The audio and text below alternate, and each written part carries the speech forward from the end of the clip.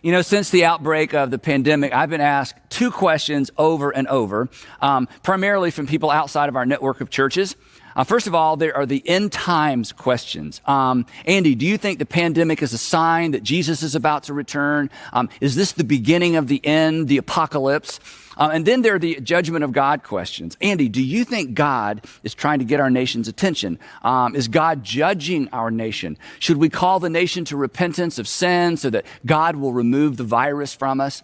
And honestly, praying and repenting of sin is never a bad thing, right?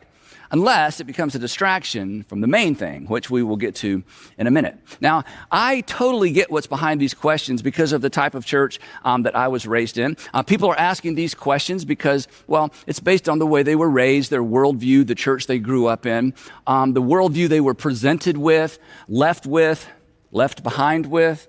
Anyway, these are interesting questions, but as we're going to discover, and as you would guess, these are not the most pertinent or the most important questions. They're not helpful questions. In fact, to the point of today's message, they are not the kinds of questions that first century Christians asked when faced with similar circumstances. And just my opinion, I think our fascination with these kinds of questions reveal, in some cases, a limited or perhaps, a limited knowledge or a limited understanding of history and of the suffering that people in other parts of the world have had to navigate for generations, and that many people were navigating in this generation before the appearance of COVID-19, which makes me wonder, perhaps the question that we should all be asking is this one: why? Why do Americans, and I'm including myself, why do Americans have such a low pain threshold? Because we really do, don't we? Again, me included. I mean, and part of the answer to this question is we're so blessed, we're so resourced, we've been so protected.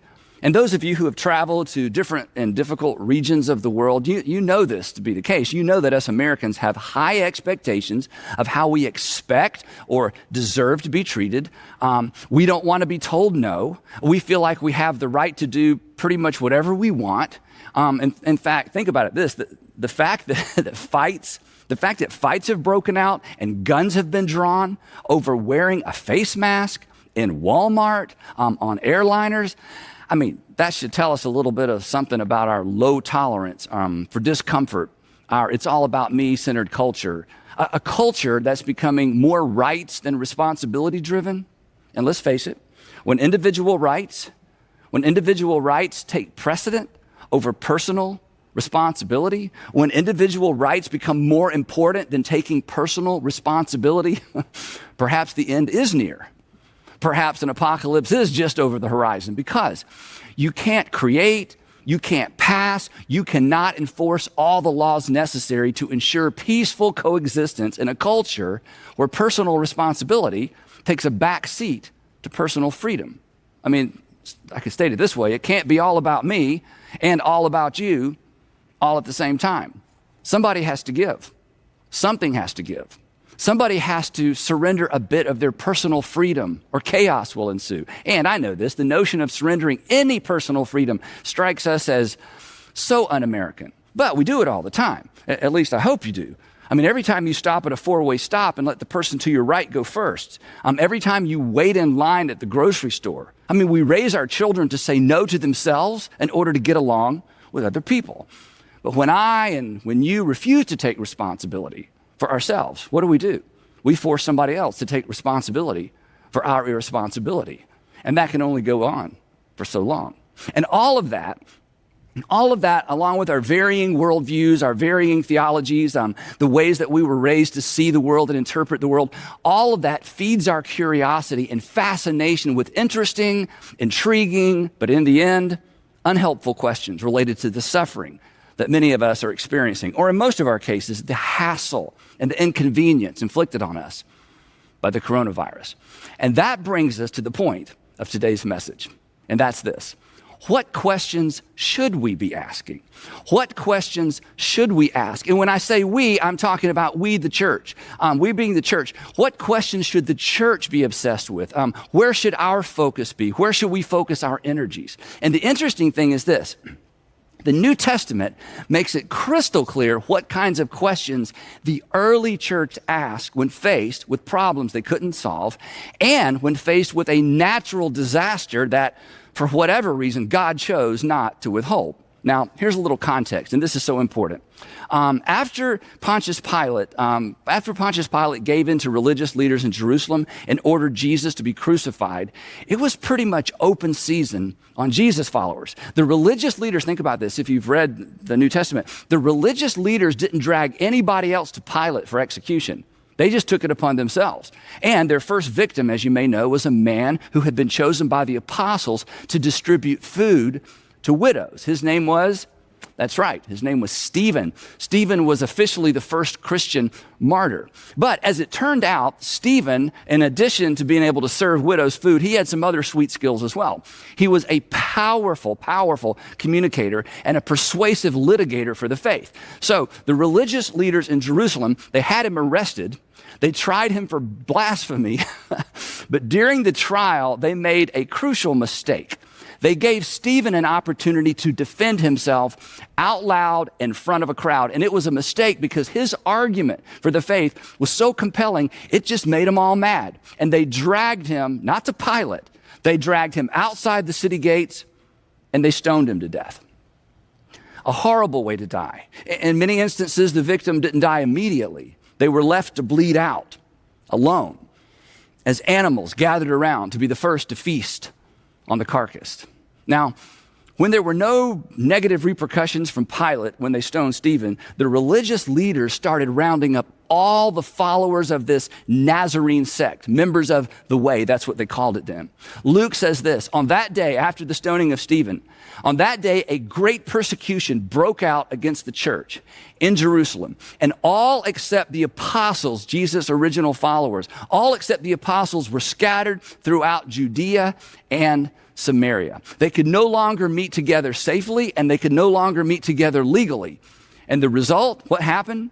So the Jesus movement ceased to be as its leaders were eventually rounded up and executed.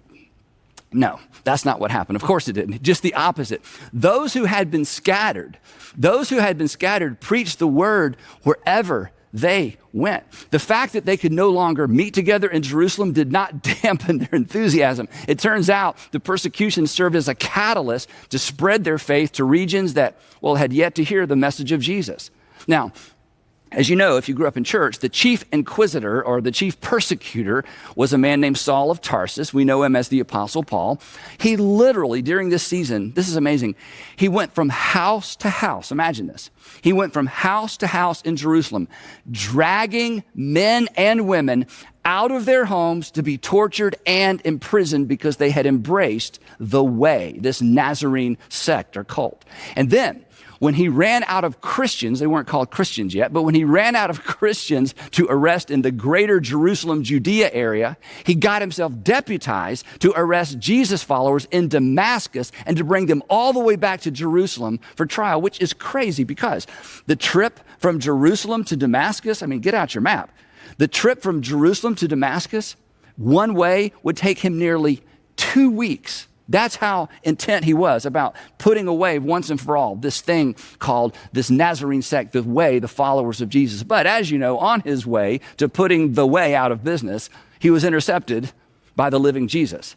And he immediately abandoned his violent ways and he joined the losing team that eventually lost their way to victory and shaped Western civilization. And Paul, as you know, eventually went on to write a series of letters that shaped Christian theology for the next 2,000 plus years. So, recap, here's the picture. Christians are scattered, smothered, and covered. They are despised and they are dispersed.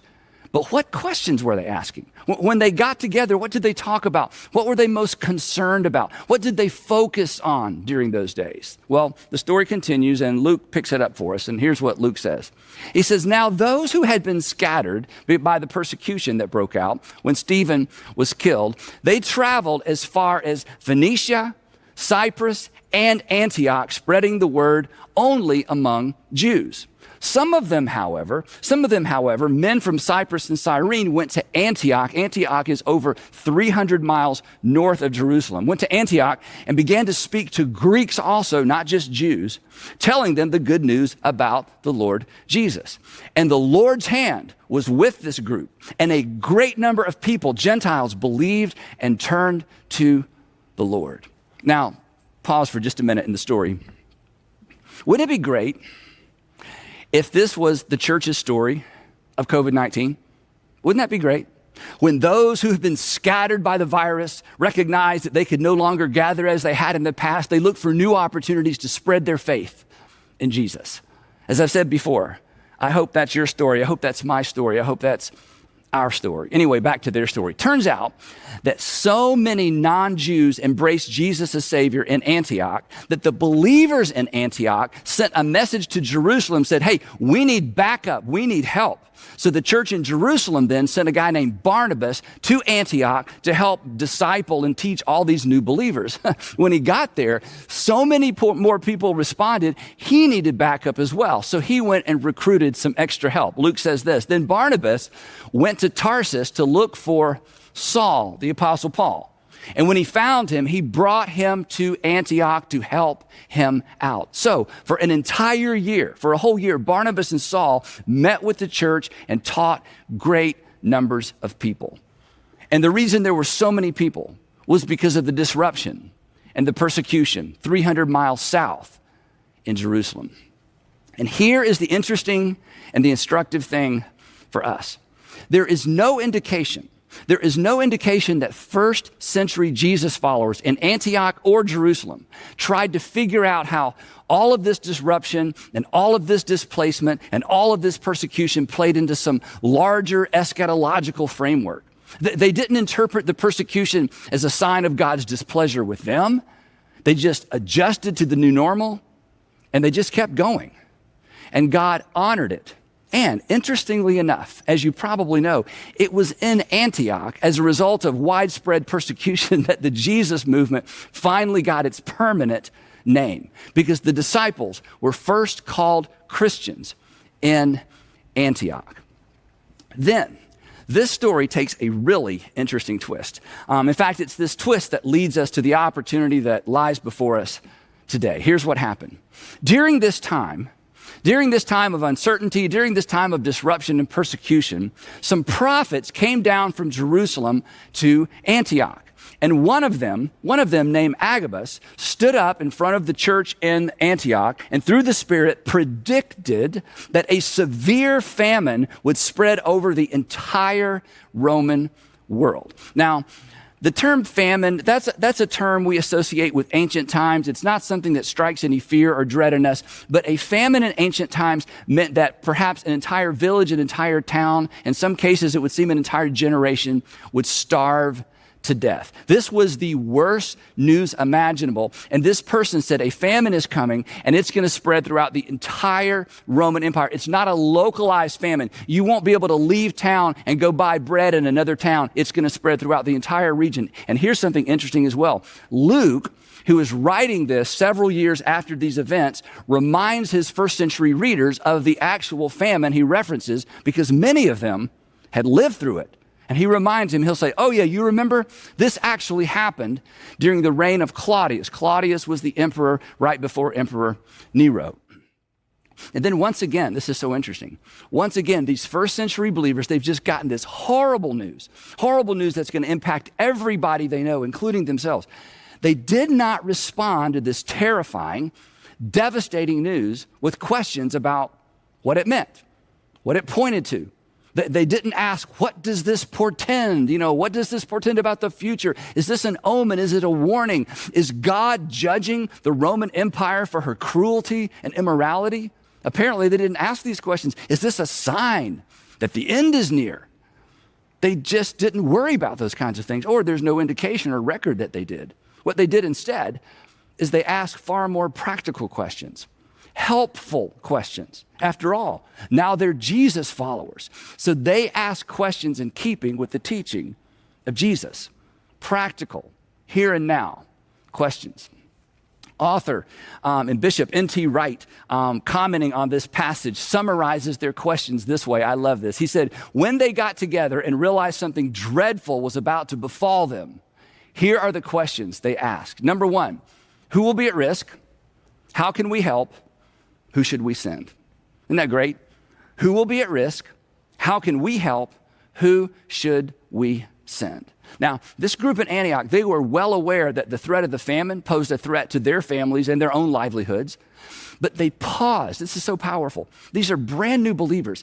They paused to consider the implications for Jesus followers in other areas that would be harder hit, specifically the plight of believers in Jerusalem. Because when this famine swept the empire, Jesus followers in Judea would be particularly hard hit because they were already considered outlaws. Most of them couldn't work. They had been expelled from the temple. They were poor and they were vulnerable. So the believers in Antioch saw this as an opportunity to resource the less resourced Jesus followers all the way back down in Jerusalem. And again, instead of sitting around talking about what does this mean, they looked around and they got busy. Here's what the text says. The disciples, as each one was able, this is so powerful. The disciples, as each one was able, decided to provide help for the brothers and sisters living in Judea. This they did, it says, this they did by sending their gift to the elders by Barnabas and Saul. So what began was this long process. It's so fascinating to read about. This long process where Barnabas and Saul began taking up a collection for the Christians living in Judea, specifically Jerusalem, and they were the gift bearers to make sure that these brothers and sisters that the people in Antioch had never even met would be resourced during a difficult time that would impact everybody. But here's the part that's easy to miss, and it's really impossible for us to appreciate. Again, Jerusalem was 300 plus miles away. Now, let me put that in perspective for you. From Georgia, I can get to New Zealand or South Africa and back in way less time than it would have taken someone back then to travel just one way from Jerusalem to Antioch.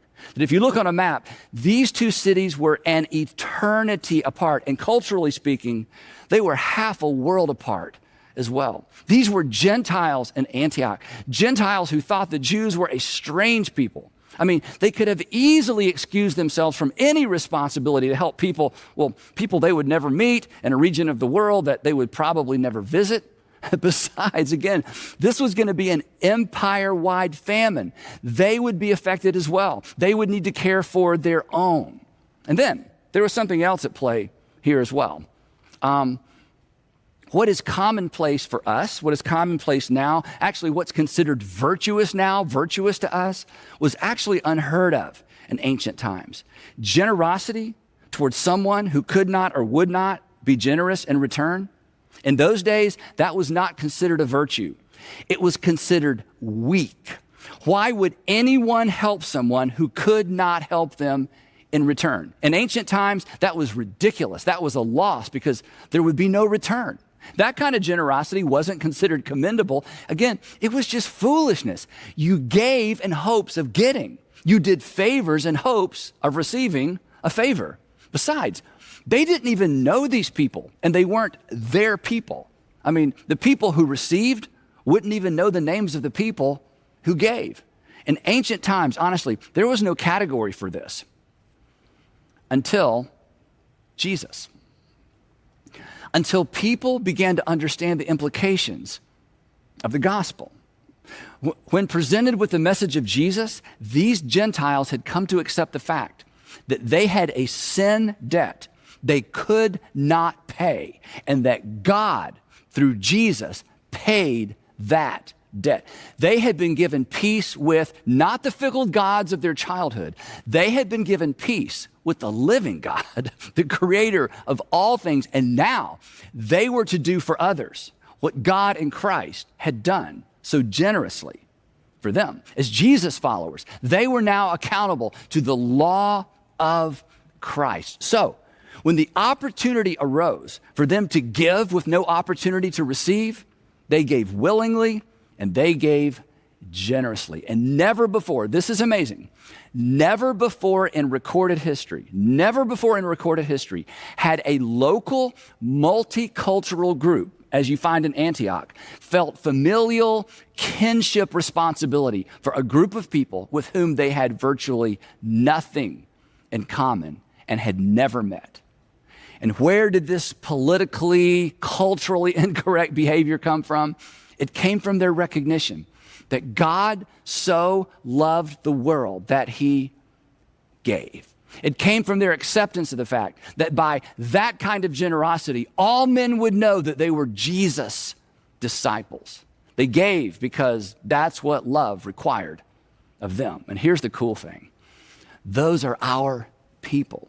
They got the ball rolling. They were the first push on that flywheel. They introduced a new kind of generosity, and eventually it would have a name. It would be referred to as caritas. Caritas, a brand new category of generosity. A caritas was giving to relieve the physical or the financial distress of others without expecting anything in return. And that brand of generosity would eventually brand Christianity. It would become the hallmark of the church. So, taking a page from our first century brothers and sisters, our primary responsibility is not to figure out why the pandemic happened, or to react to the various theories of its origin, or to figure out how it fits into the overall sovereign plan of God.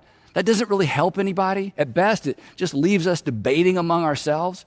And if the Apostle Paul was right, and I believe he was, the pandemic, it is simply another global expression of a broken world awaiting its redemption and its Redeemer. In other words, this is nothing new. But the question is, what should we do? And this year, be rich is a big answer to that question. It's our answer to that question. Now, if you're new, once a year, here's what we do. We combine all of our resources to do corporately what we do all year long individually. Give, serve, and love in Jesus' name. It's our opportunity to remind our communities that everybody matters to God, whether God matters to them or not. Now, we call it Be Rich based on what the Apostle Paul wrote to Timothy in a first century letter. Here's what he wrote. He said, Timothy, command those who are rich in this present world, and if you have more than you need by international standards, you're rich. Command those who are rich in this present world to do good and to be rich in good deeds and to be generous and willing to share. Now, here's the thing. Most of us want to make a difference, but we don't always know how. And Be Rich is how. And Be Rich makes it simple. This is our 14th year. And over the past 13 years, here's what you've done over the past 13 years. You have served over 466,000 hours with our nonprofits. And collectively, you have given over $51 million that we in turn gave away. This year's campaign is going to involve 68 churches around the country and around the world in 21 states, 6 countries, which includes over 113,000 people when you add up all of the folks who attend all those churches.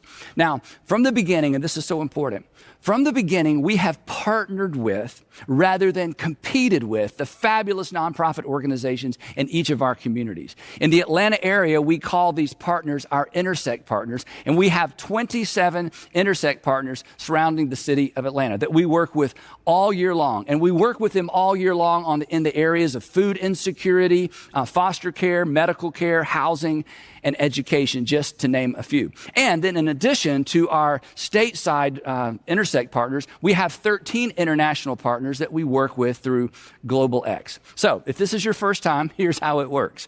For the past several months, our staff has asked some of these extraordinary organizations in our communities, they've asked them 2 questions. What would make a big difference for you?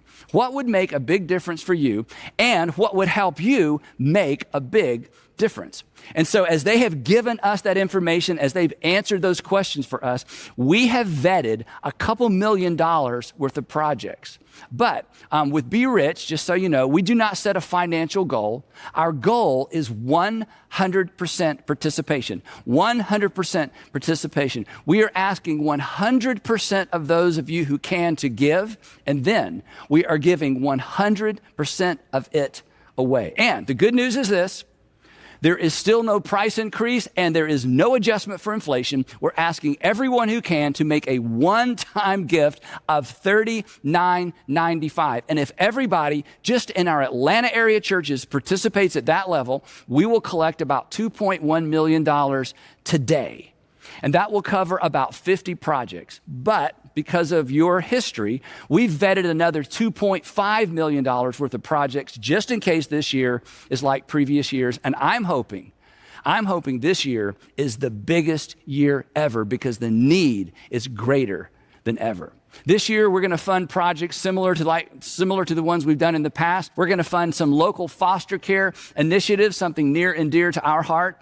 We're going to fund support for families living through childhood cancer. There are a couple of organizations, one in particular that we love to partner with and have for many, many years that makes an extraordinary difference in the lives of these extraordinary families. We're going to fund one of our global projects is we're going to fund 2 border stations that rescue girls from trafficking. I can't tell you what country this is in, but these border stations rescue about a little over 100 girls per year, so we're going to fund 2 of those. Also, we're going to fund the operating costs for some of our nonprofits.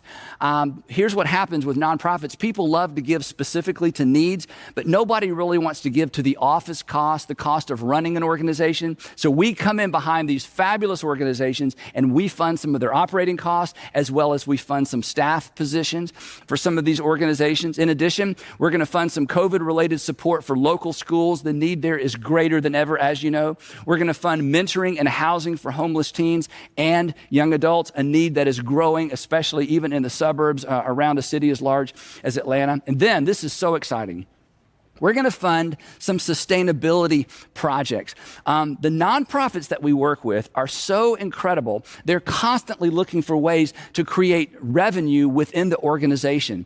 And in many cases, they just need some startup costs. So we're going to fund some of these projects so that they will become more self-sustaining over time. Now, as you would imagine, these are game changers. These are game changers for our partners. And more importantly, these are life changers for the people they serve. And here's what's so fascinating. It was the first century church, as we've just discovered. It was the first century church that first understood and embraced this novel idea that devotion to God is best demonstrated and authenticated through our love for others. And you know what? That extravagant generosity toward others is the appropriate response to God's extravagant generosity towards all of us. That shift, that approach, it had a ripple effect throughout the entire Roman Empire. And I'm hoping that our generosity in Jesus' name has the same effect on our communities and perhaps our nation. Now, normally at this point, I would dismiss you to the lobby where volunteers with different colored balloons would be ready to accept your donations. This year, it's a lot simpler because I want to dismiss you to berich.org, berich.org. I want you to go there immediately, and I would love for you to give generously. Let's show our communities that our faith is more than just sermons and songs, and that our churches, well, we are certainly not closed. So on your mark, get set, let's be rich.